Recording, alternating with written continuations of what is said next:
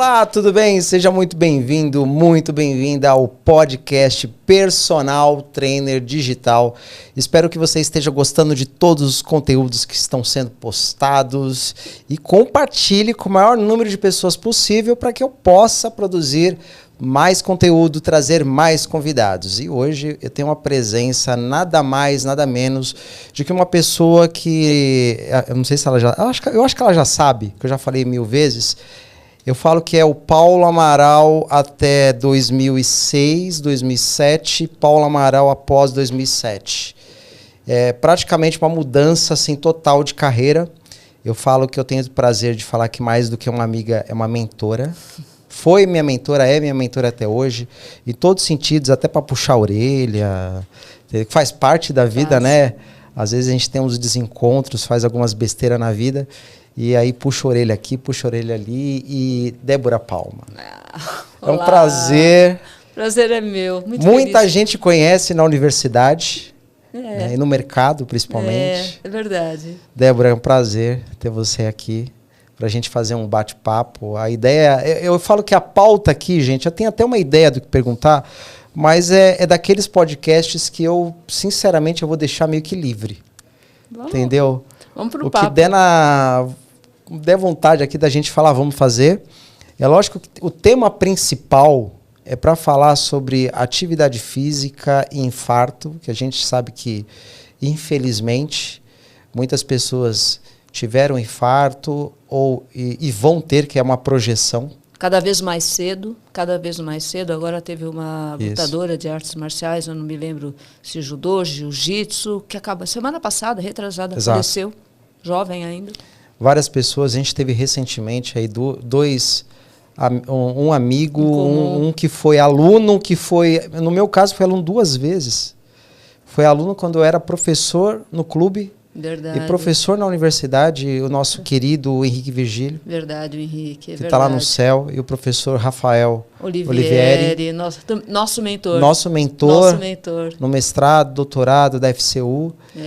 E uma pessoa assim, sensacional, que eu olhei ele tirando leite de pedra em muitas situações, né?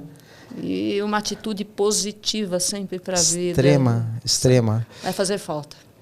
Já está fazendo muita falta, né? Eu falo que ainda eu não acredito. Praticamente. Um susto. É um susto. E o tema é esse, falar sobre atividade física, que tem a ver aqui com o podcast. Esse podcast também tem muito a ver com a questão de carreira, de gestão. Sim. A Débora, para quem não conhece, ela vai fazer uma apresentação aqui dela, mas ela é expert. Ela foi a primeira professora, né, brasileira a dar aula no Real Madrid. Verdade. Primeira professora, pode ter outros agora. Já tem gente. Tem outros, mas foi a primeira, inclusive, ela coordenou o MBA em gestão esportiva. De instituições esportivas, em parceria com o Real Madrid, que a gente trouxe aqui para o Brasil. Que foi um modelo que ela começou a inovar, e infelizmente tem algumas pessoas que não estão preparadas para inovação, e aí acabaram assumindo o projeto. Mas ela foi a pioneira, entendeu? E a Débora Palma, ela está aqui sendo pioneira sempre, fazendo várias coisas. Débora, faz uma breve apresentação, senão eu vou ficar falando aqui. Tá bom. Primeiro, queria muito agradecer o convite. Faz tempo que a gente está nessa, desse namoro. Vai lá conversar, e a minha vida nessa correria. Uma correria, gente, que não é tanto de trabalho. Hoje em dia é mais de viagem, né? Mas eu explico o porquê depois. E eu estou muito feliz de estar aqui. Bom, falando rapidamente da minha carreira, eu sou graduada em Educação Física, em Letras também, e fiz meu mestrado nos Estados Unidos, parceira sua aí de mestrado, nós fizemos lá, e eu trabalhei e atuei durante muito tempo com o esporte universitário, mas de uma maneira profissional, continuo fazendo muita crítica aos incansáveis alunos que brigam. A crítica não é com eles, e sim a crítica é pela estrutura, pelo sistema, né? Mas, enfim, trabalhei muito tempo com o esporte universitário, fui diretora de esportes em uma universidade, não pode fazer merchan aqui ou não, enfim. Fica à vontade. Fui diretora numa universidade durante muito tempo, coordenei um curso de educação física na qual você foi um brilhante professor lá, que a turma gostava muito. E também atuei como docente, tanto na graduação, e continuo atuando na pós-graduação. Mas eu, há 5 anos atrás, já estou indo para o 6º ano, eu já vinha aposentada, eu falei, chega, não quero mais, e eu desacelerei de uma maneira assim, radical. Hoje só estou atuando na pós-graduação, ainda empreendo um pouco, sempre essa questão empreendedora sempre esteve no meu DNA, sempre fiz muita coisa, fizemos muitas coisas juntas, assim, bastante valorosas, que deram certo. E, enfim, e hoje eu estou com essa vida colocando muito em prática aquilo que eu aplicava com os meus alunos na graduação e na pós também, porque eu atuo muito na área da gestão esportiva, na questão de gestão de tempo, na gestão pessoal, planejamento estratégico, enfim. E eu sempre falei muito aos alunos, planejei muito bem sua vida para que, no final, vocês possam aproveitar. E eu estou colocando em prática essa parte hoje e eu estou fazendo essa experiência e tem sido muito legal. E uma coisa que não vai sair nunca de mim, corintiana roxa, eu sei que tem gente que já vai desligar, não quero mais saber dela, mas eu gosto de esporte como um todo, eu sou apaixonadíssima por esporte, acompanho muitos eventos esportivos aqui fora do país, doida por futebol americano, fanática. Mas, enfim, eu respeito todas as equipes, a gente tem que dar os parabéns ao Palmeiras, que tem feito um modelo de gestão impecável, impecável. Enfim, essa é a Débora. Não, sensacional. Eu acho que antes da gente falar de atividade física e infarto, não tem como não olhar para a Débora e falar de planejamento. Não tem como. Você é sinônimo disso. Porque eu lembro assim, o Paulo Amaral... Porque eu falei que Paula, até conhecer a Débora e após, eu já tinha ouvido falar de planejamento. Todo mundo acaba ouvindo do pai falando, da mãe, do irmão. Você tem que planejar sua vida, você tem que pensar no futuro. Só que é muito difícil fazer isso. É muito difícil se você não tem um passo a passo, se você não tem etapas, se você não fazer uma gestão financeira. E principalmente, que eu aprendi isso com você, se você não sonhar, se você não acreditar. Eu lembro quando você falava assim, Paulo, vamos para a área acadêmica? Você fala, nossa, mas eu não me via como uma pessoa focada na área acadêmica. Primeiro que eu já não me achava tão capaz como professor de educação física. E eu te enxergava claramente como porque eu sempre achei que faltava algo, que faltava alguma coisa. E a partir do momento que você veio colocando isso... eu lembro da vez que você comentou assim, Paulo, vamos fazer um mestrado nos Estados Unidos? Eu falei, eu mal sei falar português, quanto menos o inglês, quanto menos fazer uma viagem para a Europa, que nós fizemos em 2008. 2009, isso. Por aí. 2008, porque 2009... Há quanto tempo que a gente se conhece. Faz tempo. Porque 2009 a gente fez a viagem para os Estados Unidos para fazer a defesa do mestrado. Isso, do mestrado. Então foram 2 viagens assim seguidas, né? 2008 para a Europa, 2009. E aí eu lembro que eu pensava assim, nossa, é possível. É possível, primeiro, você tem que acreditar, entendeu? Você tem que sonhar. E é lógico, tem que juntar dinheiro, uma coisa que você sempre falou, junta um pouquinho, junta o pé de meia, entendeu? Estuda, não para nunca de estudar. E é o que eu tento fazer isso, primeiro com os meus filhos, que eu falo para eles, acredita nos seus sonhos. Isso aí. pense na sua carreira. E eu falo que começou tudo isso lá atrás, entendeu? E foi o que a gente ficou fazendo todos esses anos com os alunos, né? É. A ideia de planejar. Isso. Eu queria que você falasse um pouco sobre isso, planejamento de carreira. Tem uma coisa bem interessante nessa história, é que, primeira coisa, o meu pai faleceu, eu tenho 61 anos, vou fazer 62, meu pai faleceu aos 60 anos, em 1992.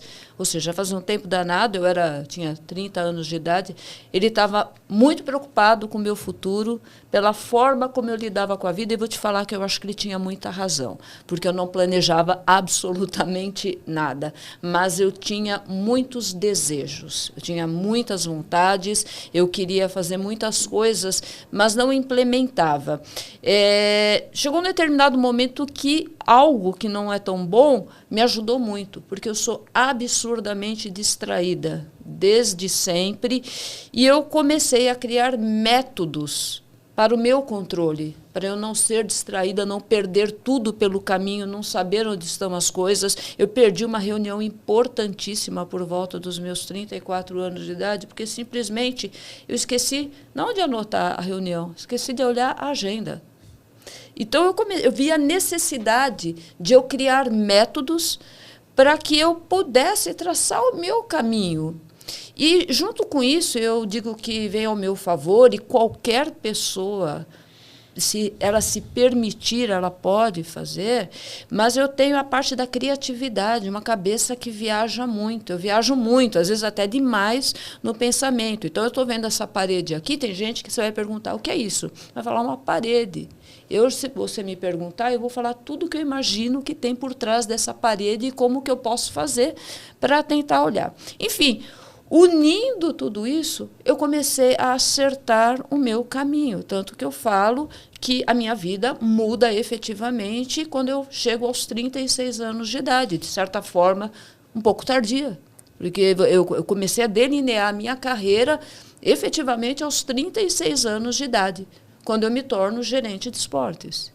Numa época, fazendo uma crítica aos cursos de educação física, que até hoje não, tirando o curso de graduação que eu inseri no nosso curso de graduação, a administração, a gestão do esporte. Não adianta nada você colocar no mercado um personal trainer se ele não tem o mínimo de base para um planejamento da sua carreira, para um planejamento do seu dia a dia. Então, quando eu entrei lá em 36, na função de uma gerente de esportes, eu falei, Jesus Cristo, eu não sei. Eu vi aquelas planilhas, eu não tinha esse preparo. Então, quando eu comecei a me especializar, que até então eu só me especializava na área de lazer, eu comecei a me especializar e perceber a importância de um planejamento para você chegar onde você quer. E mais do que isso, você fazer uso do planejamento associado ao teu potencial criativo e empreendedor. Não basta ser criativo, você tem que empreender aquelas ideias que você tem. E a carreira, ela se dá da mesma maneira. A gente precisa realmente olhar e se perguntar, o que você quer fazer daqui a 5 anos? Onde você quer estar? O que você pretende fazer para chegar lá? Porque a gente vê muitas pessoas falando, eu quero ser gerente numa academia. O que você está fazendo para isso? Quanto tempo você está se dedicando para estudos? Quantas horas você está deixando de ir para a balada, deixando de gastar dinheiro, investindo em educação? Porque você falou bem, só educação é que dá o caminho. Sem educação, você não vai para lugar nenhum. Não importa se é presencial, se é EAD, a forma que for. Mas você tem que estar o tempo inteiro atualizado e aprendendo se você pretende chegar a algum lugar. Então, eu entendo, e dentro dessa minha trajetória, que se você não conseguir traçar um caminho, enxergar efetivamente onde você... Porque uma coisa é eu falar, olha, eu quero ser... aquele rapaz, o Gil do Vigor, ele fala que ele quer ser ministro da Fazenda. Eu acredito que um dia ele chegará a isso, porque eu consigo ver nele toda a intencionalidade. Ele está fazendo pós-doutorado, alguma coisa assim, né, ou doutorado nos Estados Unidos, mas é possível ver toda a intencionalidade dele. Ele sabe onde ele quer chegar. Mas tem gente que fala que quer ser ministro da Fazenda e não qualquer pessoa pode. Mas o que tem que fazer? Eu tenho que estudar, eu tenho que ter relacionamento, eu tenho que entrar na política. É uma série, é um composto de ações. E dá trabalho. O problema não é pensar grande, né? E é aí que um monte de gente fica para trás, onde dá trabalho. Essa questão de planejar. Não é simplesmente botar no papel, é lindo, maravilhoso. Agora, o que dá trabalho é executar isso daí. E leva tempo. Não é de um dia para o outro. Não sei se você percebe que planejar é algo que muitas pessoas fazem. Que eu quero ser algo, eu quero ter mais faturamento, eu quero ter mais clientes. Só que a execução, porque tira da zona de conforto, é muito grande, né? É, muito, muito. É isso que muitos não fazem. Planejar é fácil, implementar é difícil. Você colocar isso na prática, porque você vai tomar rasteira, vai dar errado, você vai ter que replanejar, você vai ter que fazer correções, ajustes. Isso dá trabalho. Você vai pensar em desistir. E às vezes dá vontade de desistir mesmo. Então você tem que ter aquele norte. Eu quero ver para onde eu vou chegar. E dá certo. E se não der certo, a gente corrige e se adapta. Sabe o que você me fez lembrar? Há uns anos atrás, eu sempre fui uma pessoa tímida. Eu fui uma pessoa tímida. Muitas pessoas falavam assim, você nunca vai conseguir falar numa câmera. Você nunca vai conseguir dar uma aula. Você nunca vai conseguir pegar um microfone e falar com alguém, ou falar para um público. Só que eu tinha o desejo de querer mudar. Hoje eu continuo sendo uma pessoa introspectiva. Quem me conhece fora bastidores sabe que eu sou totalmente mais fechado, mais reservado.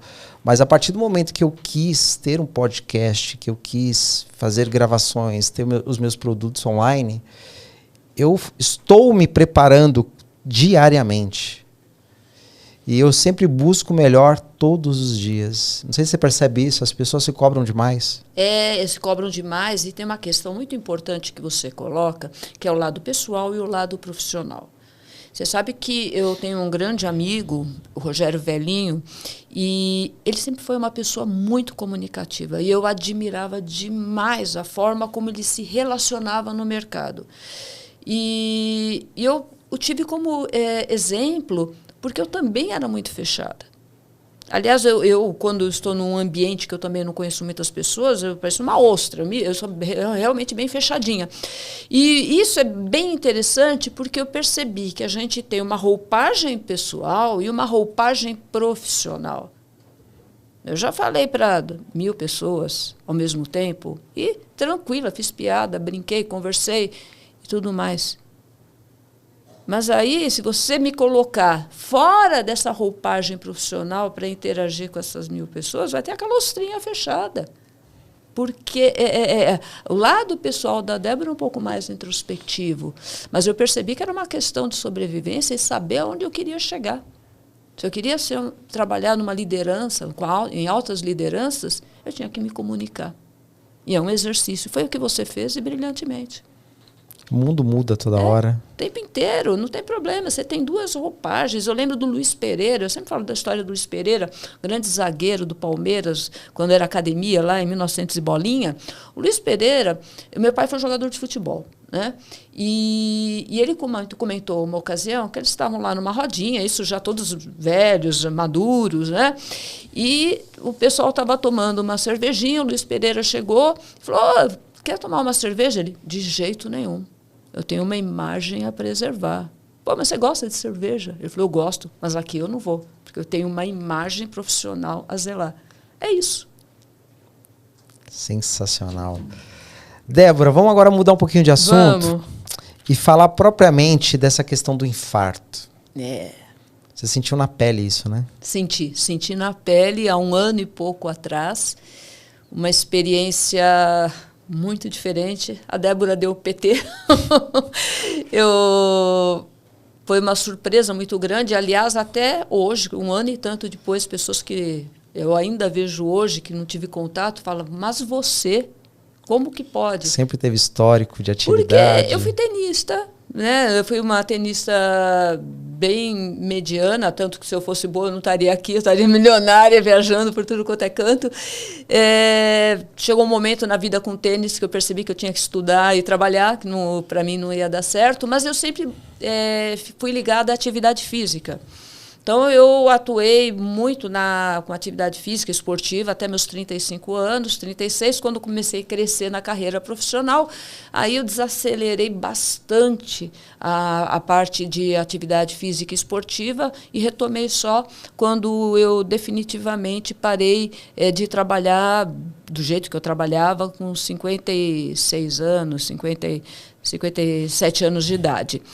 Então, eu passei um período aí de pelo menos uns 20 e poucos anos, com pouca atividade física, não fazendo na frequência que eu fazia. Depois que eu me aposentei, eu retomei e voltei a fazer com um pouquinho mais de frequência. E numa determinada segunda-feira, às 10 horas da manhã, estava saindo de um lugar, sentei no carro. Na hora que eu fui ligar o veículo, meu coração disparou de uma maneira assim que... Eu falei, o que está acontecendo comigo? Eu estava na frente de uma clínica de fisioterapia, fui lá, a pressão estava normal, só o coração disparado. Fiquei esperando um pouco para ver ainda se baixava, não baixava. Enfim, aí eu resolvi ir no pronto-socorro para dar uma olhada. Deus é tão perfeito que a hora que eu cheguei no pronto-socorro foi a hora que eu comecei a passar muito mal. E aí eu tive um atendimento, eu já estava com 160 de batimento cardíaco e os caras já falando o que eu estava tendo, me deram um santo remedinho lá que baixou muito e eu consegui falar, nossa, estou viva ainda. E com o resumo da ópera, fiquei na UTI 7 dias e coloquei um stent. Eu tinha a principal artéria obstruída e, de acordo com a chefe da equipe médica do hospital, eles foram com uma equipe multidisciplinar, depois lá na UTI eles passam para ver cada caso, né? E ela falou para mim, ela falou, olha, você só não morreu graças a seu histórico de ex-atleta e de fazer atividade física. Aí, sabe quando você fala, caramba... talvez eu não estivesse aqui hoje. Então, e surpreendeu todo mundo, porque eu nunca fumei, nunca bebi, tenho hábitos saudáveis. Alimentação? Alimentação bacana, nunca fui de comer muita gordura. É claro, uma batata frita. Eu me matava sem saber, eu comia 2 ovos todo dia.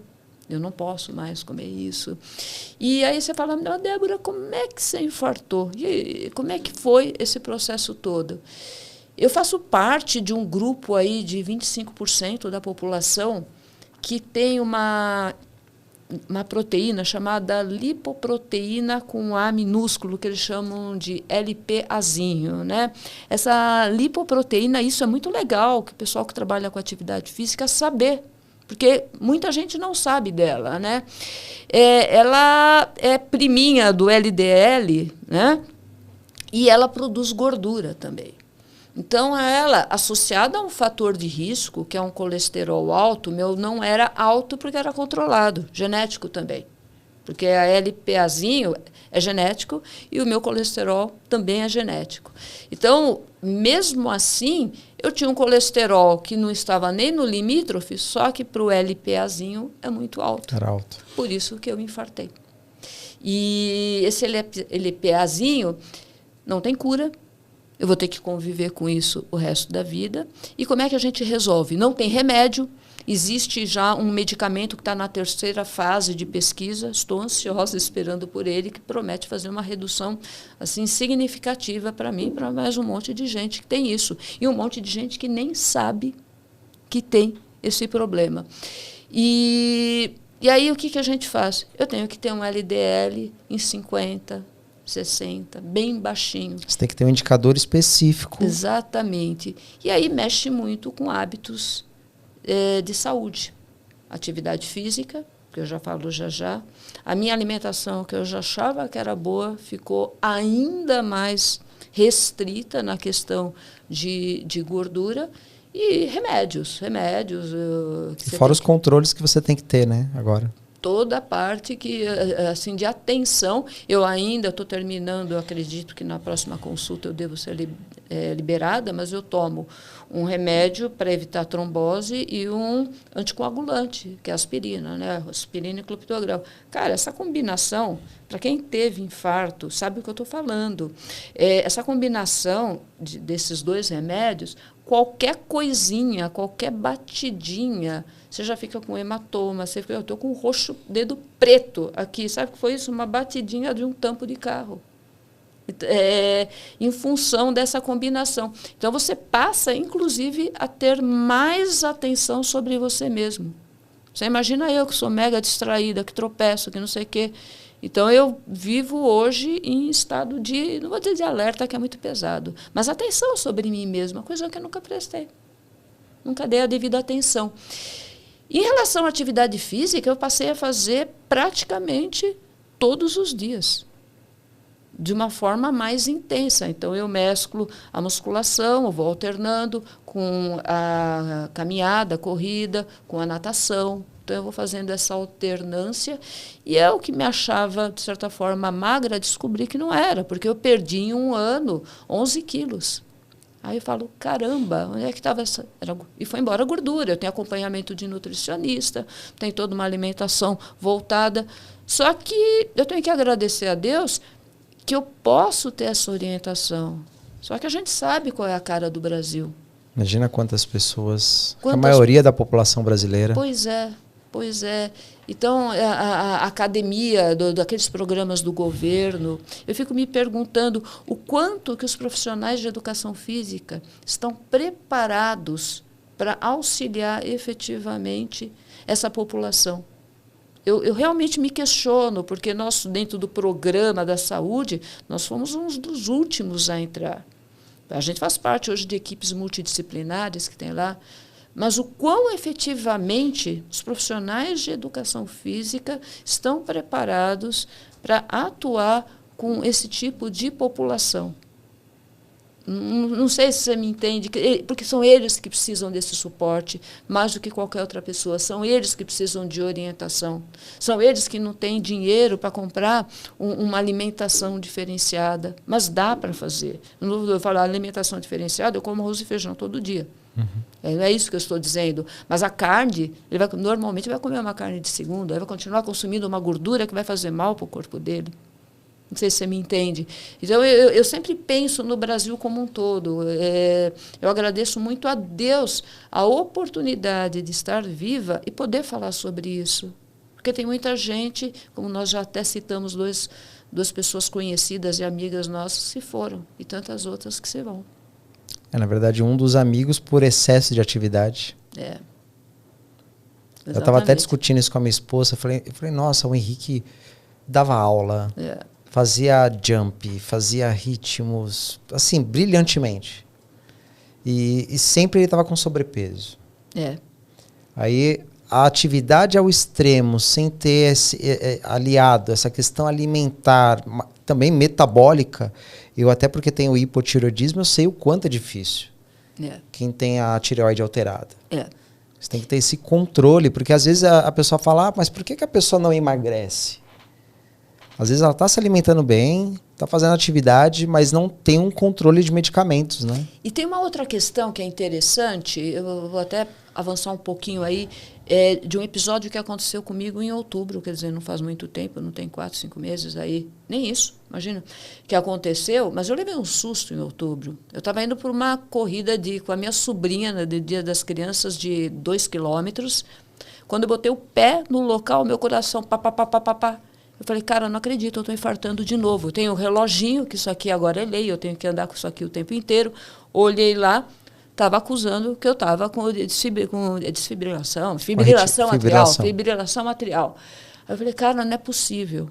Aí corre, faz aquela correria, vai de novo para o pronto-socorro, faz lá, vê troponina, a troponina está alta.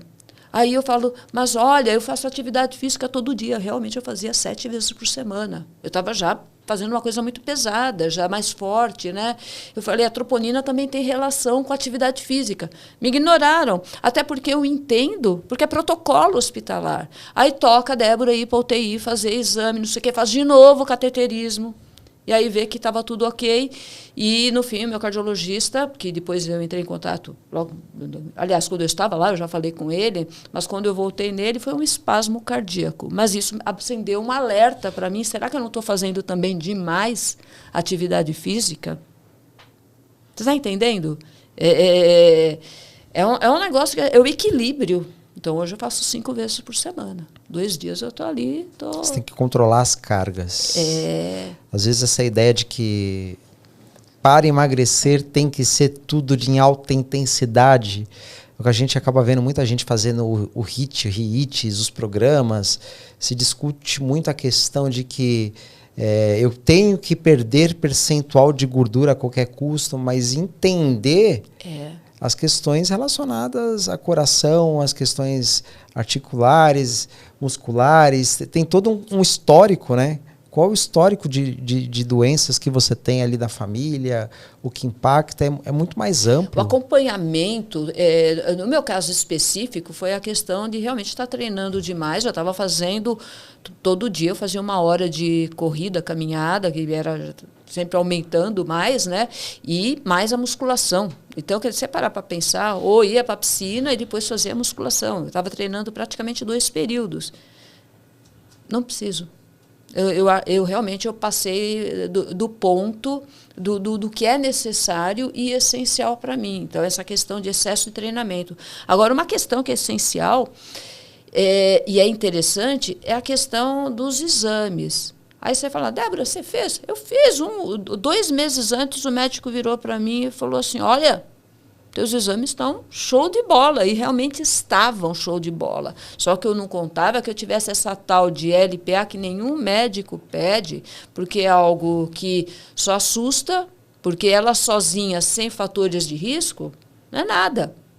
Mas ela com fator de risco, com diabetes, com colesterol, enfim, triglicérides alto, é fator de risco e é perigoso. Então, eu só soube disso da maneira que foi. Todo mundo tem que fazer. Tem médico que eu já ouvi falar que todo mundo deveria pelo menos saber. O ideal seria, né? Saber se esse LPAzinho, ele pode ser um dia problema para você. Porque doente eu não sou hoje. Eu tenho um fator de risco. É aquele lance, eu vou atravessar a rua. Se eu atravesso na faixa, na hora que fecha lá e abre o verdinho para mim, a vida vai seguir normal. Agora, se eu resolver atravessar no meio da 23, é um risco. Então, é isso. Então, se eu quiser tocar a vida certinho, eu tenho que seguir essa recomendação que me foi dada. E eu estou indo por aí. Agora, se eu quiser arriscar, ficar comendo batatinhas fritas, vou numa churrascaria, comer um cupim, picanha, o risco é todo meu e eu vou ter que assumir. É até engraçado, eu conto para as pessoas, o meu cardiologista me chamou de espartana. Da forma como que eu, depois de 62 anos, você pega o óculos para ver de pertinho. Cara, agora eu como com óculos, porque se eu vejo gordura, eu vou lá e tiro. É um negócio meio louco, mas eu entendi a regra do negócio. É isso. Pelo menos eu tento vida longa e próspera. Até porque ter qualidade de vida não significa ausência de doença. Exatamente. É isso mesmo. Eu quero ter qualidade de vida. Eu entendi que eu tenho um problema e vou falar uma coisa que a gente pode já emendar e ligar com a vida profissional. E quando eu faço uma retrospectiva na nossa vida profissional, porque trabalhamos juntos e você sabe quantos perrengues e problemas que nós tivemos dentro da organização a qual a gente trabalhava, e eu já achava que eu era resiliente. Hoje, com a minha vida, com tudo o que aconteceu, eu tenho 1000% de certeza que talvez a minha melhor característica pessoal e profissional seja a resiliência. Então, cara, nesse 1 ano e pouco, eu comi 2 batatinhas fritas, que eu roubei uma vez uma e roubei uma vez outra. E não como mais. Eu adorava comer chocolate. Hoje, eu como um chocolate 85%, um quadradinho, que eu sei que é isso que eu posso. Franguinho, a coxa, eu não como, eu vou comer o peito, mas eu estou comendo. Sabe, está tudo bem. Então, essa questão da resiliência profissional é a mesma coisa. Você tem problemas, busque alternativas para você continuar feliz, fazendo bem aquilo que você quer e adaptado, porque não adianta. É que nem jogador de futebol, o cara fez uma falta ali gigantesca e fica brigando com o juiz. Aceita, sabe? E pensa na sua atitude e o que eu posso fazer melhor para seguir o caminho, para ir em frente. E a resiliência profissional, eu entendo que ela tem que estar o tempo inteiro no nosso caminho, porque o mercado muda. Pensa o que foi a Covid. Quem que saiu na frente? O pessoal de personal. Quem entendeu que as aulas online iam dar certo. Os que já estavam fazendo... Pois saíram na frente. Saíram muito na frente. Saíram na frente. Sabe? E aí, enquanto você via a gente lá reclamando, perdi cliente, como é que eu vou fazer? E agora? Estou sem dinheiro. Espera um pouquinho. Pensa no cenário que você tem na frente, pensa nas suas competências e as armas que você tem na sua mão e como é que você vai lidar com isso. Sempre, o Rafael Olivieri falava, sempre tem um jeito. Sabe, Buda também, sempre tem um caminho, está decidido, um caminho vai dar. Então você tem que pensar e se adaptar, é a regra. Falando de resiliência, você deu vários exemplos, um deles a questão do trabalho, que nós passamos por isso. Nossa. O quanto a gente dava praticamente a vida por uma instituição que a gente acabou fazendo várias mudanças. Você em especial, que era a gestora ali, coordenando uma equipe que eu achava que era um lugar que eu ficaria anos e anos e anos, e aí quando eu fui desligado, e ainda fui desligado mais de uma vez, então consegui em menos de 2 anos, menos de 2 não, um ano e meio. 1 ano e meio. Ser desligado 2 vezes pela mesma instituição. E aí você, por um instante, fala assim, o que eu vou fazer da vida agora? E hoje eu vejo que o mundo ficou até melhor. Com certeza.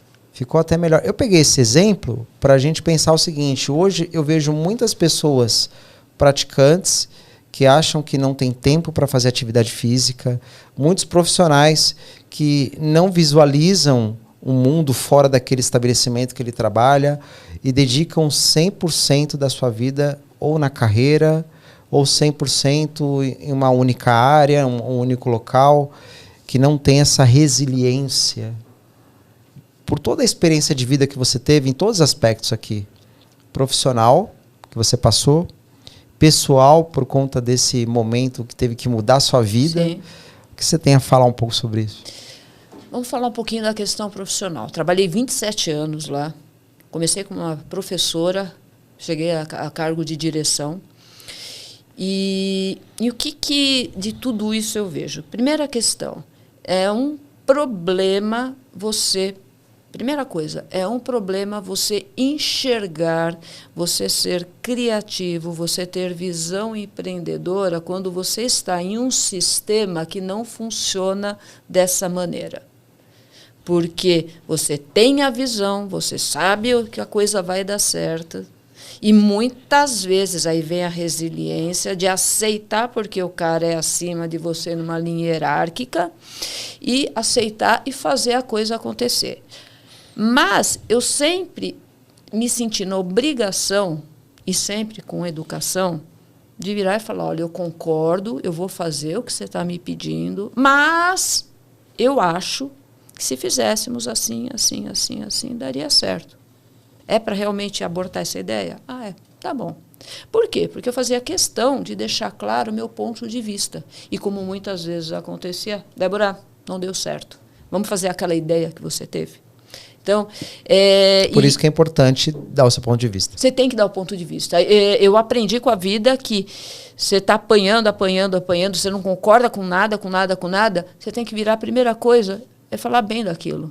Olha, eu entendo, eu estou vendo com clareza o que você está querendo enxergar, o que você está explicando, o que você está explanando, mas Primeiro fala bem da pessoa, jogue a compreensão naquilo que ela está expondo. Porque se você chega de cara, não, eu não concordo com você. Você está desvalorizando a pessoa. Você está desvalorizando, você está sendo agressivo, você já coloca uma barreira nessa conversa.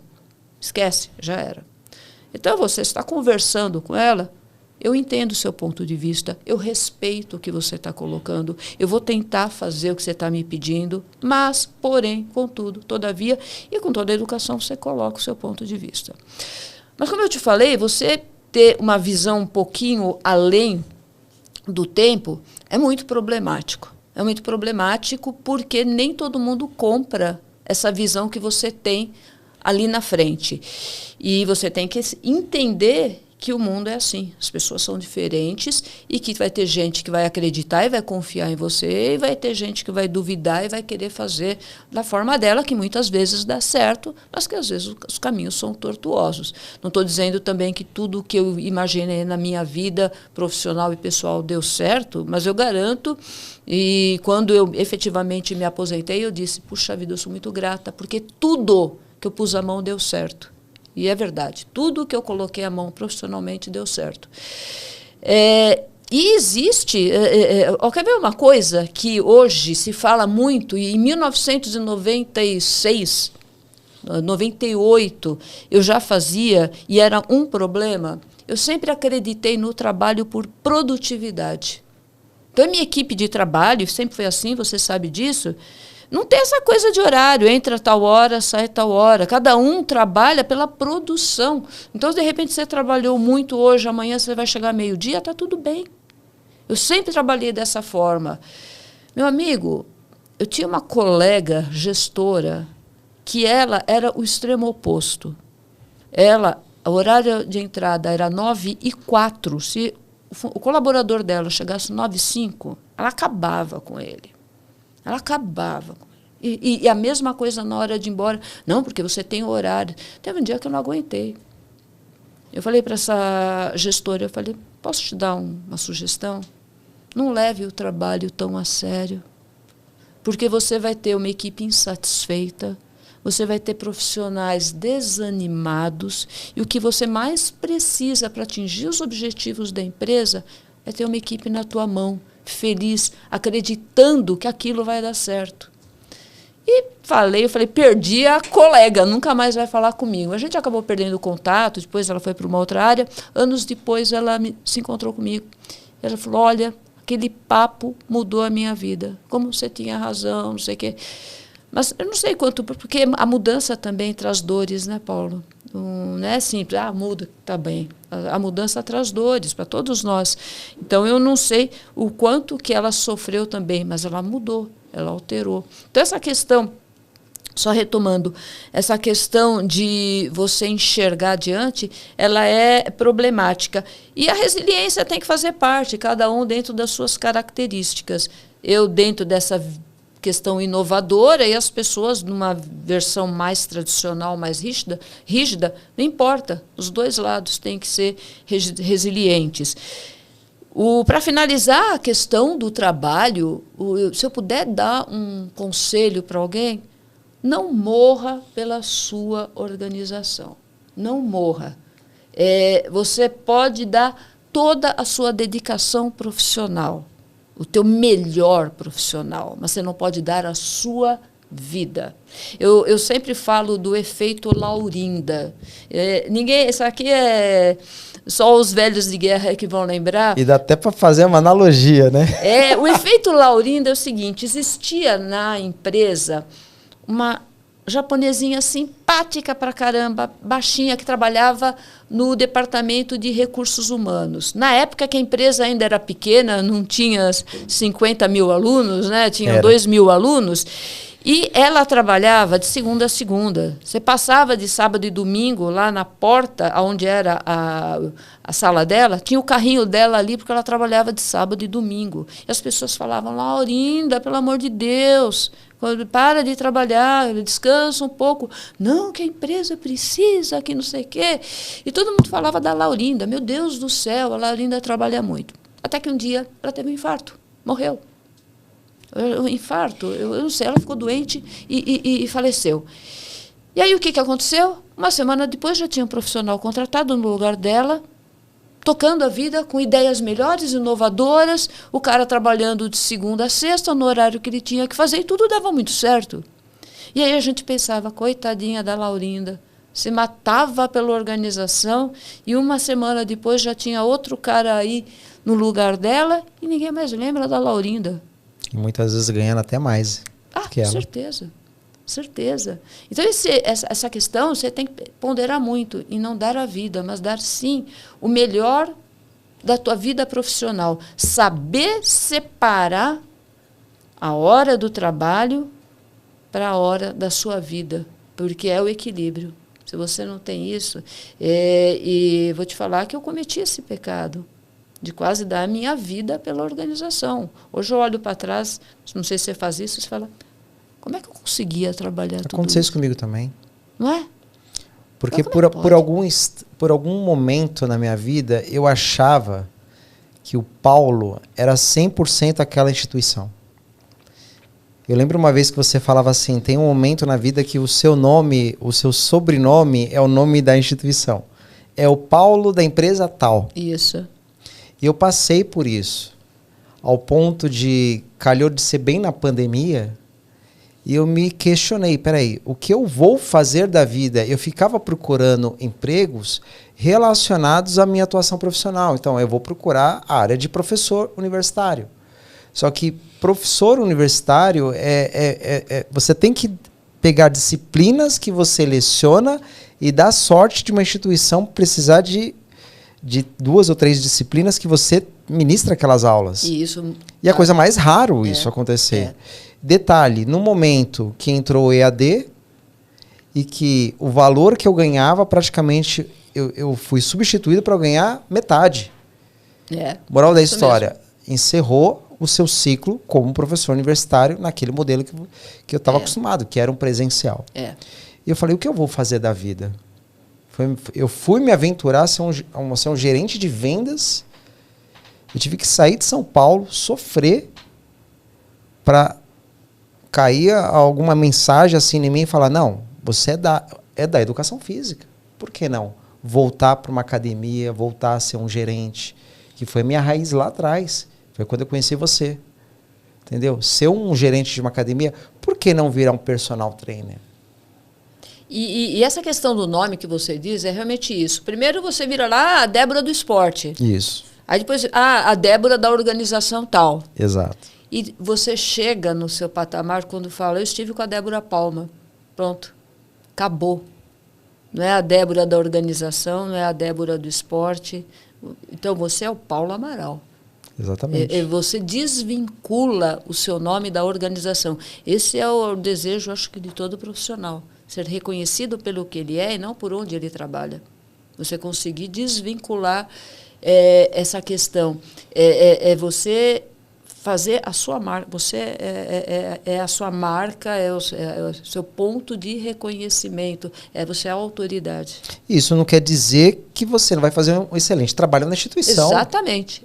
Pelo contrário, na verdade, a empresa, vou fazer o meu máximo, é o que eu faço hoje. Sou gerente de uma academia, eu faço o meu melhor, busco trazer novos produtos, inovação, mas eu estou ali pensando no Paulo Amaral. Claro.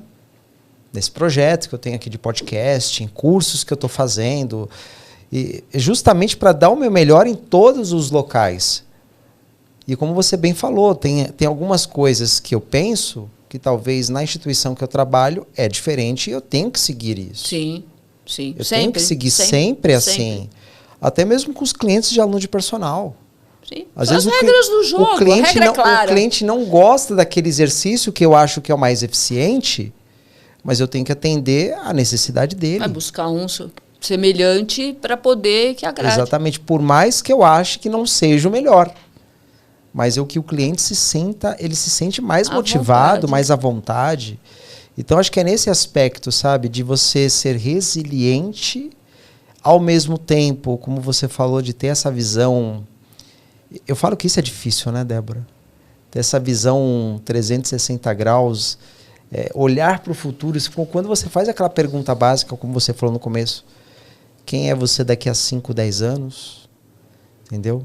Queria que você falasse um pouquinho mais sobre isso. Como que a gente pode ajudar as pessoas a ter uma visão? Que parece uma coisa tão óbvia. Sim. Parece uma coisa óbvia. Quem será você, ou melhor, eu sempre falo, quem é você daqui a 5, 10, 15, 20, 30 anos? Sim. Hoje eu estou com 44, eu penso, quem é o Paulo daqui a 40 anos? Por que não 50 anos? Que eu acho que mais que isso também não sei. Mas 50 dá. Por que não? Com 94 anos... Nossa. Hoje é possível. Hoje é possível. Agora, o que eu posso dar de dica para essa pessoa que está ouvindo, que reclama da vida, que acha que... eu estou gorda. Eu já vi muita gente falando, eu já sou gorda porque eu já estou com 40 anos, 50 anos, eu já estou no fim da vida. Eu ouço isso, infelizmente. Nossa.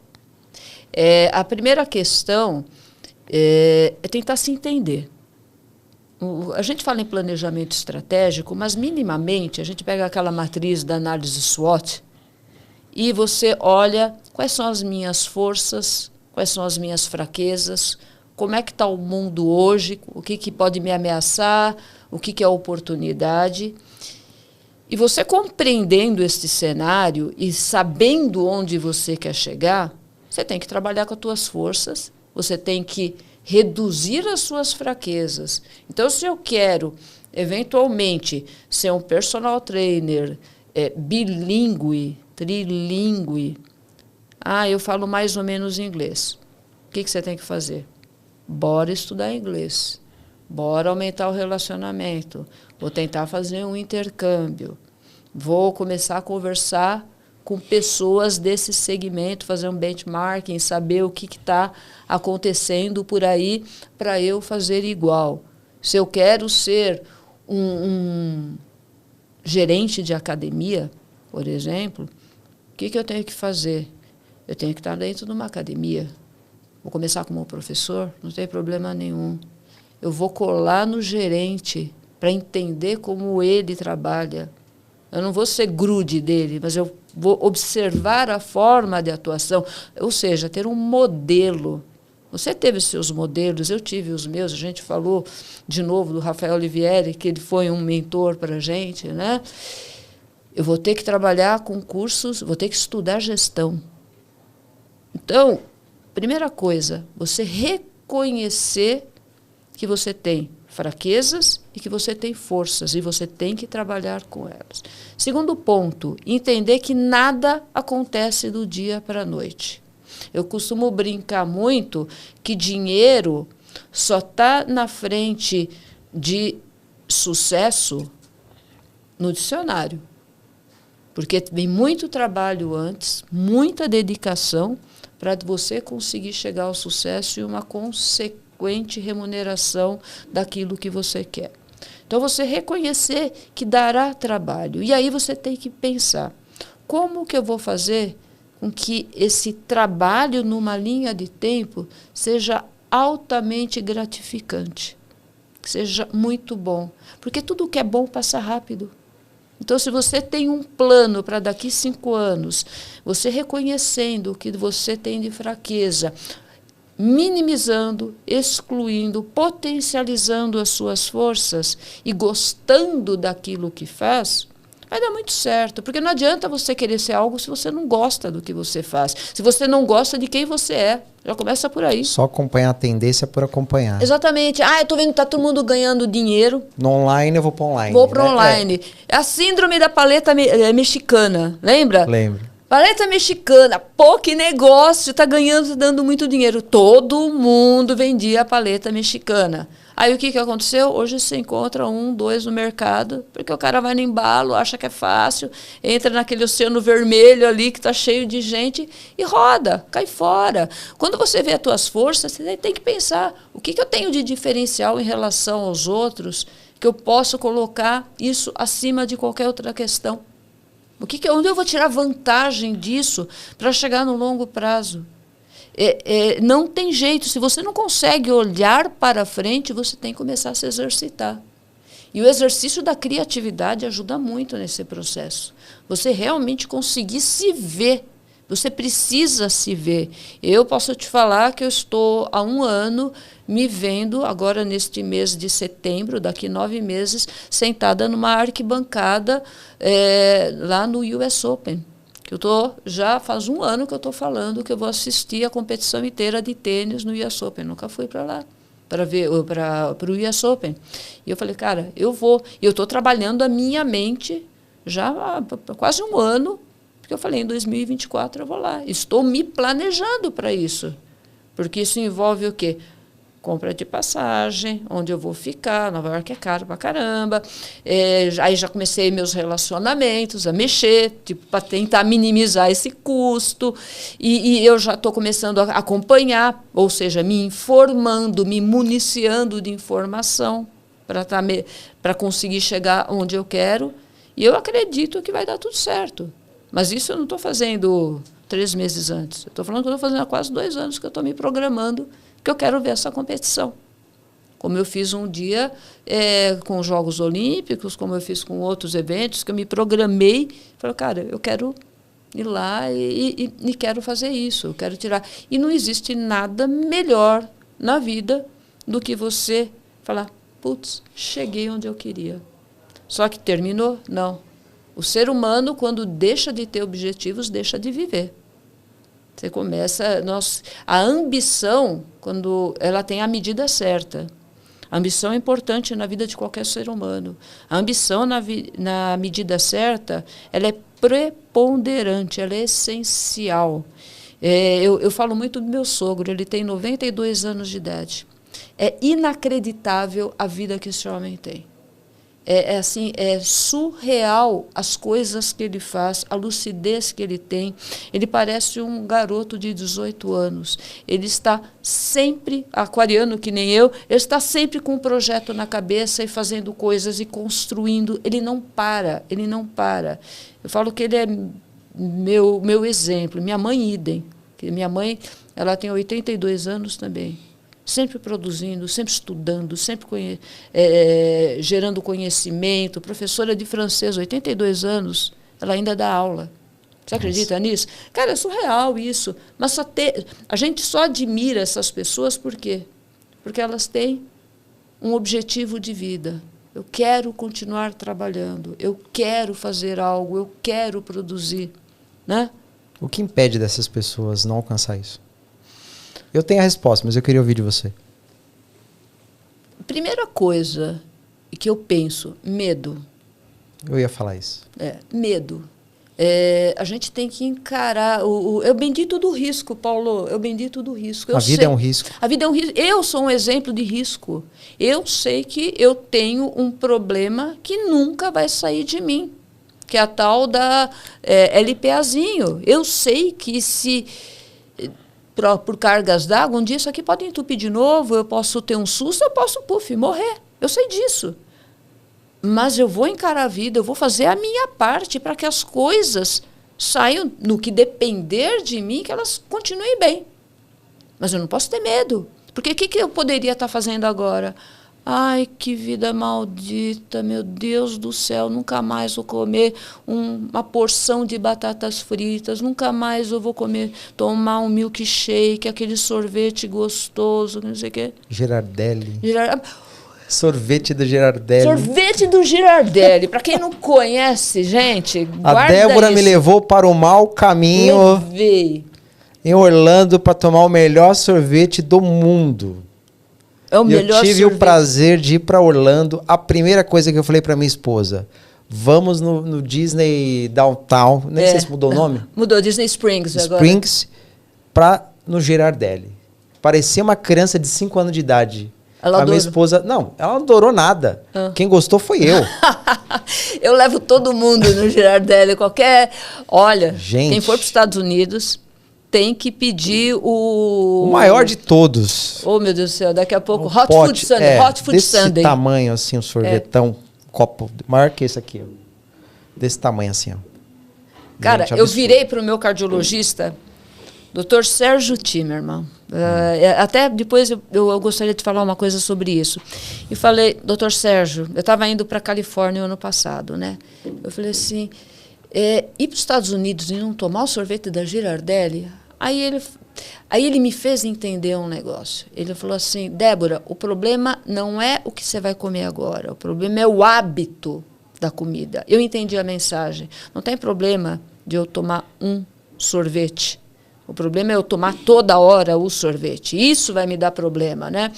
Então, eu fiz uma preparação, porque eu falei, vou para os Estados Unidos e vou tomar o hot... Tudo bem que eu tirei todo o chantilly, deixei de lado, mas eu não podia deixar de tomar aquele sorvete. E tomei mesmo, sabe? É porque não é mais o meu hábito, né? Eu não tomava sorvete, sabia uma eternidade. Mas é aquela história que a gente estava falando. Eu vou experimentar um pouquinho. E não vou sofrer com isso. As pessoas, às vezes, é mais fácil reclamar, né, do que encarar e seguir em frente. Não, tudo bem, eu não vou tomar sorvete toda hora, mas eu vou tomar de vez em quando. Eu vou pegar uma vez por ano, vou experimentar esse negócio. E as pessoas têm medo e têm comodismo, Paulo. São as duas coisas. Na verdade, é o medo do enfrentamento e o dar trabalho. Para mim, são essas duas questões. Acho que o melhor exemplo que eu vejo, recomendo aqui para todos, o Quem Mexeu no Meu Queijo, Opa. Que é um clássico, né? Que se fala em gestão. Eu não lembro do nome do autor, mas vai estar depois aqui numa legenda, a eventual edição, que fala muito do reino, do hall lá dos duendes. Sim. O Sniff e o Snaff lá. Sim. Snaff, acho que Snaff. Dos ratinhos que não planejavam nada e que um dava a ideia, falava, vai lá para frente, e o outro executava.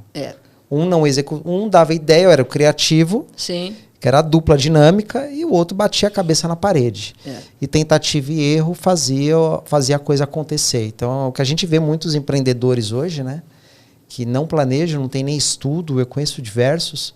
Eu lembro de uma vez que eu fui morar no interior de São Paulo, e o dono da empresa nem ensino médio tinha, e meio que debochava. Falava assim, esses doutores aí, estuda, e eu tenho minha fazenda, tenho minha fábrica, enfim. E aquilo me incomodava demais, me incomodava, porque assim, de uma certa forma, ele teve sucesso financeiro mais do que eu naquele momento. Mas isso não é regra. Isso não é regra, entendeu? Mas aquilo foi uma lição, porque eu falei, quantas vezes eu tive medo de fazer algo e por conta do receio de mudar de empresa ou de oportunidades que eu tive até de mudar fora do país e não fui. Não fui porque eu achava, não, eu preciso de uma segurança. Sim. Eu preciso de algo. E a história dos dois duendes, né? Um que até queria mudar, mas sempre tinha aquela mente do outro que falava, não, vamos ficar no que nós estamos aqui porque é visível. Quantos professores, quantos personal trainers estão nas academias ganhando o seu, reclamam da vida. E o quanto eles fazem? Reclamam, falam assim, não, por que eu vou ir para o online? Por que eu vou fazer tráfego pago, sendo que eu já tenho o meu aqui? E não percebe a mudança. Não percebe que as coisas estão mudando. É a questão que eu te falei do cenário, daquele briefingzinho da análise SWOT, de você começar a ver ameaças e oportunidades.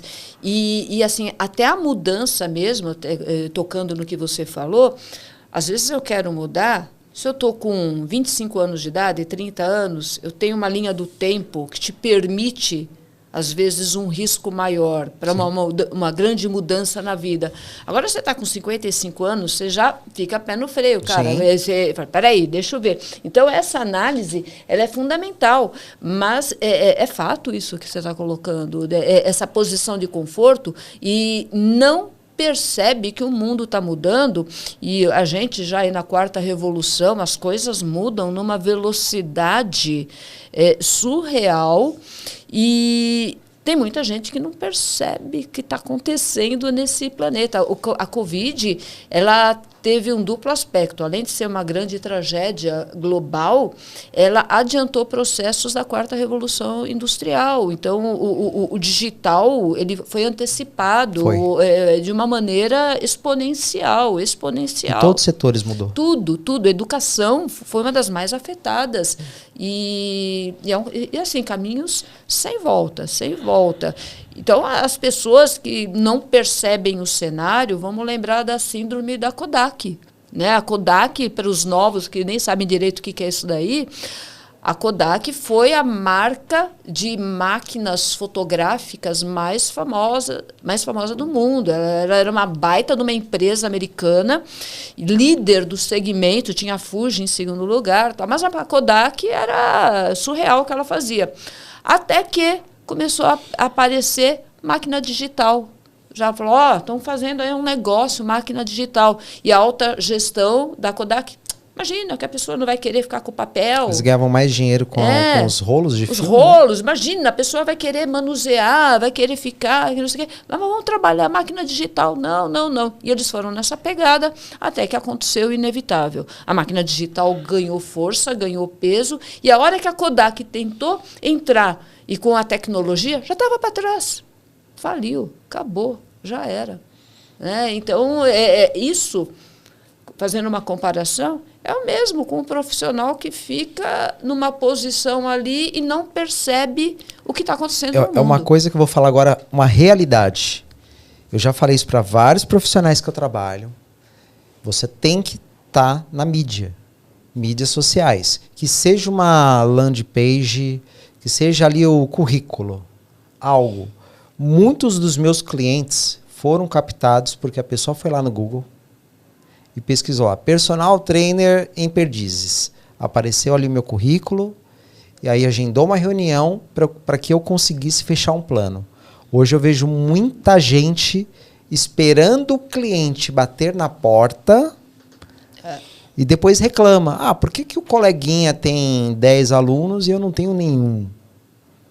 E a primeira coisa que eu falo, quem é você nas redes sociais, nas mídias, no Google, quando você digita lá o seu nome, o que aparece? O que você está produzindo? Parece que a gente está mudando de assunto, mas a ideia... Paulo, super pertinente o que você está falando. Você sabe que como eu falei, de 6 anos para cá, eu parei porque eu quis colocar em prática um projeto que eu tinha de viajar muito, de curtir a vida e de realmente tirar o pé do acelerador. Então, na época que eu trabalhava muito, né, você buscava lá no Google, há 10 anos atrás, Débora Palma, as primeiras páginas do Google eram sobre mim. Aí, outro dia de brincadeira, eu botei Débora Palma para ver. Que dó, quase entrei em depressão. Por quê? Porque eu já não estou mais, eu não tô mais nativa. Eu fico pensando que se nós tivéssemos toda essa comunicação de hoje naquela época, eu estava rica. Nossa, ia ser uma... Eu estava rica, né?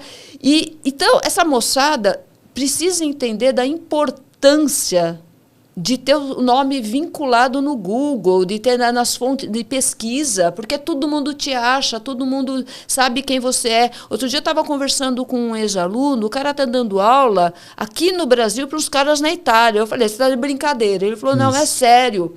E eu falei, como é que eles te pagam? Pagam pelo... PayPal. Pagam, não é PayPal, não é o PayPal, é o outro. Então, não, é verdade, é o PayPal. Eles pagam pelo PayPal.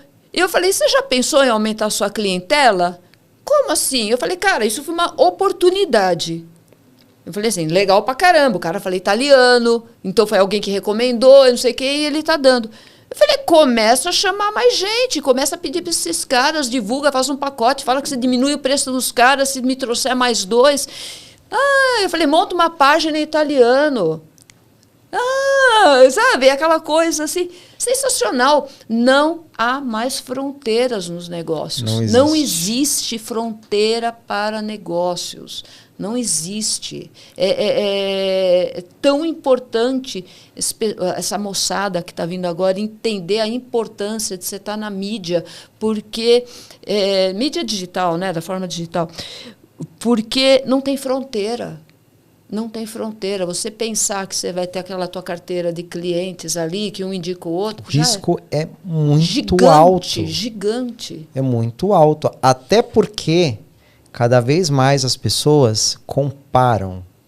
Antigamente não era tão acessível. Antigamente, não sei se você lembra, os professores, os profissionais de referência era quem tinha o diploma debaixo do braço. Hoje é aquele que conscientiza você, que traz um conteúdo nas redes sociais. Que vira uma autoridade.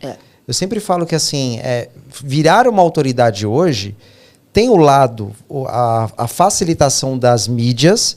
No entanto, falar o correto é fundamental. Por isso que você não tem que parar nunca de estudar. O conceito do lifelong learning, né? Estudar sempre. Com foco onde você quer chegar. Foi o que você falou. Eu acho que a ideia é justamente essa, de ter uma visão, né, muito clara do que você quer da vida, que infelizmente, poucos pensam assim. Porque se você quer ser um influenciador digital e quer falar de atividade física, por exemplo, estudar muito. Conhecer muito do mercado digital. Estar bem assessorado. E, na minha opinião, o maior bem que qualquer profissional pode ter: relacionamento. Cara, profissional que tem relacionamento tem muito dinheiro na mão. Eu sempre brinco que uma vez eu fui demitida, a primeira coisa... Não, eu não fui demitida. Eu estava com medo de ser demitida. Sabe qual a primeira coisa que eu fiz? Uma época de um negócio que o povo nem mais sabe o que é isso. Foram pegar as minhas 2 cartelas desse tamanho que eu tinha, de cartão de visita. Você lembra disso, né? Saí com os 2 e veio para casa. Porque eu tinha medo de ser demitida e não poder pegar os meus cartões. Aquilo era meu maior bem. Depois veio essa coisa maravilhosa aqui, que eu tenho, sei lá quantos mil contatos aqui. Hoje são os contatos do WhatsApp. E o povo sempre falava, você fala qualquer coisa, a Débora tem. E é verdade, porque eu sempre tive essa leitura. Relacionamento é tudo. Te abrem portas, te colocam com pessoas que você quer conversar. E, junto com isso, evidentemente, o teu carisma pessoal e profissional. Não adianta você ter relacionamento, não adianta você saber onde você quer chegar, não adianta ser comunicativo se você é um cara mal-humorado, mal-educado, arrogante, intransigente. Eu lembro de alguns alunos, sem citar nomes aqui. Sim. Você lembra que eram excelentes alunos? Excelentes. Pensei na hora aqui. Acho que é o mesmo. Entendeu? O mesmo que a gente pensou. E que esse aluno, assim, desde o começo a gente falava, nossa, ele é diferenciado. Entendeu? Ele questionava, ele era pra frente, entrou nas redes sociais, criativo, só que uma pessoa arrogante. Extremamente arrogante. E aí você pensa assim, ok, essa pessoa até consegue ter um certo sucesso, mas para se sustentar é difícil. Entendeu? É muito fácil hoje você ser um influencer. Entendeu? É só você falar uma besteira nas redes sociais e tirar a camiseta e ficar bem definido. Se você for uma pessoa que tem um corpo definido, eu não vou falar de bonito, porque bonito é muito relativo. O que é bonito para um, para outro não é. Mas assim, hipertrofiado, definido, tira a camiseta e vai treinar, você não precisa nem abrir a boca, você vai fazer sucesso. Mas para um público que é alienado. E um público que vai cansar uma hora. Uma hora cansa, porque ele envelhece. Porque o conteúdo vai ficar naquilo. E não se sustenta. A verdade é não se sustenta. Pode até ser que essa pessoa fique mais rica do que a gente trabalhando a vida inteira. Em 2, 3 anos. O problema não é a questão financeira. O problema é como vai ser a imagem dessa pessoa. Eu acho que é isso. E talvez um outro ponto, Débora, não sei se você concorda, é a parte da paciência. Porque, por exemplo, esse projeto que eu estou tendo aqui, na minha cabeça, são no mínimo 2 anos. Toda semana produzindo material. Toda semana. São 2 anos. Agora, quantas pessoas estão dispostas a querer fazer um trabalho que de longo prazo, nem falo de curto, médio prazo, mas de longo prazo, pleiteando uma meta lá daqui 2, 3, 5 anos? Paulo, isso é o exemplo claro do que eu falei em algum momento. Dá trabalho e leva tempo. Exatamente isso. É impossível você atingir objetivos sem trabalho e sem paciência. Porque você precisa ter tranquilidade, compreensão de que nada acontece do dia para a noite. Só você ganhar na Mega Sena e amanhã você vai para onde você quiser. Aliás, nem isso, porque você vai ter que esperar o dinheiro cair na tua conta. Exato. Você entendeu? Então, é fundamental as pessoas entenderem que nenhuma casa sai pronta. É tijolinho em cima de tijolinho. Parede boa A dos 3 porquinhos lá, aquela deu certo porque ele colocou um tijolinho em cima do outro e levou tempo e deu trabalho. Os outros, a de madeirinha foi embora. Por quê? Porque quer rápido, quer resolver rápido para brincar, para curtir a vida, para levar de boa. E não existe isso, não existe o aprendizado na vida. Eu sempre penso nisso, cara, eu espero chegar, como eu me enxergo, eu espero chegar nos 80 anos, olhar para trás e falar, nossa, que legal, quanta coisa legal que eu fiz. E isso eu só vou conseguir enxergar porque deu trabalho, porque eu construí, porque eu sei o valor que aquilo teve. Porque o que é feito de qualquer jeito é efêmero. É que nem a pessoa que é o mentiroso contumaz. O cara mente tanto que ele já não lembra nem. Na hora que pegam na mentira, ele não lembra o que foi. E é a mesma coisa. Ele faz tudo de qualquer jeito que ele não lembra o que foi. Sim. É o esforço, é a determinação, são as relações entre pessoas, é o amor, é isso, é o amor, é isso que vai fazer. Amor pelo trabalho, amor pela vida, amor pela família, começa pelos pelo propósito, né? Exatamente. E não pelo quanto vou ganhar. Amor e propósito, então, assim, ó, isso. Muito unidos, muito unidos. Se você está começando algo já pensando em dinheiro, foi o que eu falei uma vez, ser personal trainer não é para qualquer um. Às vezes a pessoa ela nasceu para trabalhar com coletivo. Sim. Nasceu para trabalhar no âmbito escolar. E vai ser o melhor profissional daquele segmento. Porque muitas vezes a pessoa fala, para onde que dá, qual área que dá mais dinheiro? Todo mundo quer ser. Nossa, quantos alunos, então você. Né? Quantos alunos, você é personal, você é personal. Aí você já começa a ver, dentro das competências, fala, o cara não tem zero de competência interpessoal, comunicação complicada. E eu vou te falar mais uma coisa. Se você quer ser um personal, primeira coisa, entenda de pessoas. Vai ter que estudar muito, porque eu sempre brinquei, sempre falei, e é verdade, o personal trainer é divã do analista. O cara tá lá, ele tá fazendo, o outro tá suando. Terapia, opa! E não é? Não é? Então, se você não entende de pessoas, como é que você quer? Eu sei tudo. Mas você entende de pessoas? Eu falo que o entender dos aspectos biomecânicos, fisiológicos, é secundário. Concordo. Tem que entender Tem muita gente que eu conheço que você olha o treino assim, você fala, gente, esse treino não tá legal. Será que não tá vendo que tá fazendo errado? Mas o aluno olha para a cara do personal com aquela cara tipo, nossa, que cara legal, que pessoa legal. Por quê? É cativante. Tem uma conexão. Às vezes há tanta conexão que até esquece do treino. E você sabe por que acontece isso?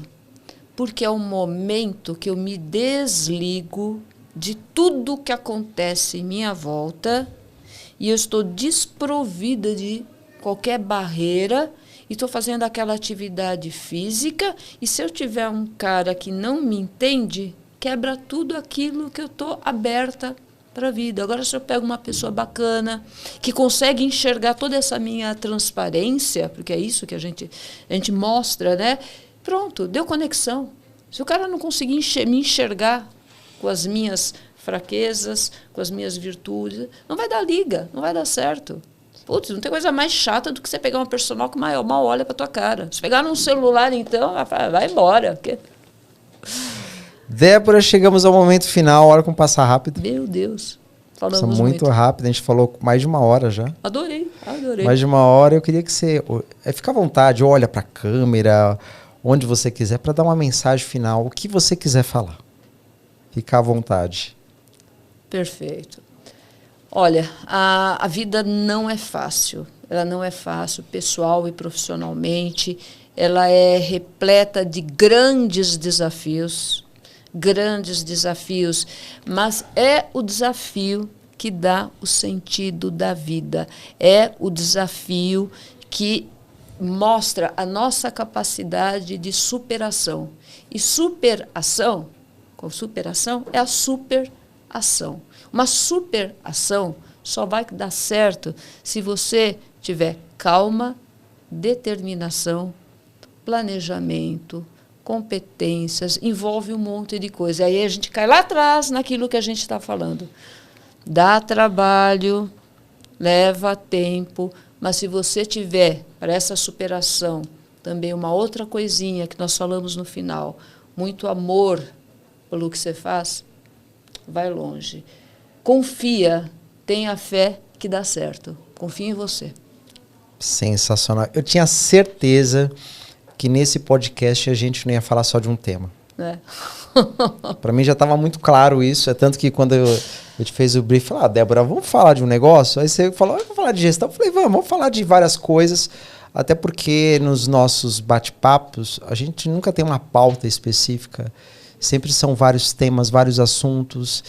E eu tenho certeza que você que está ouvindo pode falar, nossa, mas foi tanto assunto. Reveja o conteúdo, porque é uma lição de vida, uma lição em todos os sentidos, né? A integração do corpo, mente, alma, carreira, parte pessoal. E eu tenho certeza que se você colocar em prática um pouquinho do que a Débora falou, sua vida já vai mudar e você vai parar de reclamar da vida. Acho que a ideia é essa. E eu quero falar uma coisa, aproveitar o finalzinho aqui. Olhem muito para esse moço aqui. Ele é um exemplo de foco. Desde que eu conheço o Paulo, 2004, 2005, isso. Sempre me chamou muito a determinação e o foco que ele tinha, a disciplina, a questão de você saber onde, ver a luz no final do túnel. Tá longe, vou ter que andar muito, não tem problema, a gente anda. A hora que tiver um patinete, eu pego o patinete, a hora que tiver um carrinho melhor, eu vou, a hora que tiver um foguete, eu vou com ele também. Então, assim, eu tenho uma profunda admiração pelo teu foco, pela tua disciplina, e eu sei que esse podcast aqui vai longe. Não, com certeza. Voar. Obrigado, Débora, de coração mesmo. Obrigada. Só tenho a agradecer a Deus por você fazer parte da minha vida. Nossa. Que você fez parte não só da minha vida, mas de mais 3 pessoas. Que bacana. Você sabe que é minha esposa. Sim. A Cláudia, o Paulo Henrique, a Isabelle, que só tem a agradecer. Eles sabem... a minha esposa, gente, aqui eu vou fazer uma coisa pessoal. Ela só deixa eu viajar com uma pessoa. Com a Débora. E é um ótimo companheiro de viagem. Paulo. A única pessoa, entendeu? A única. Porque se fosse falar assim, vou viajar com uma mulher. Nunca. Agora, a Débora eu sei que pode, porque vocês são amigos. São um entendeu? Grande amigo. Isso é bem curioso, verdade, né? É uma curiosidade que pouca gente sabe. E uma confiança recíproca, né? Dos dois lados. Exatamente. Espero que você tenha gostado. Aguardo você no próximo episódio. Veja até o final. Um grande abraço e até mais. Tchau, tchau. Tchau, pessoal.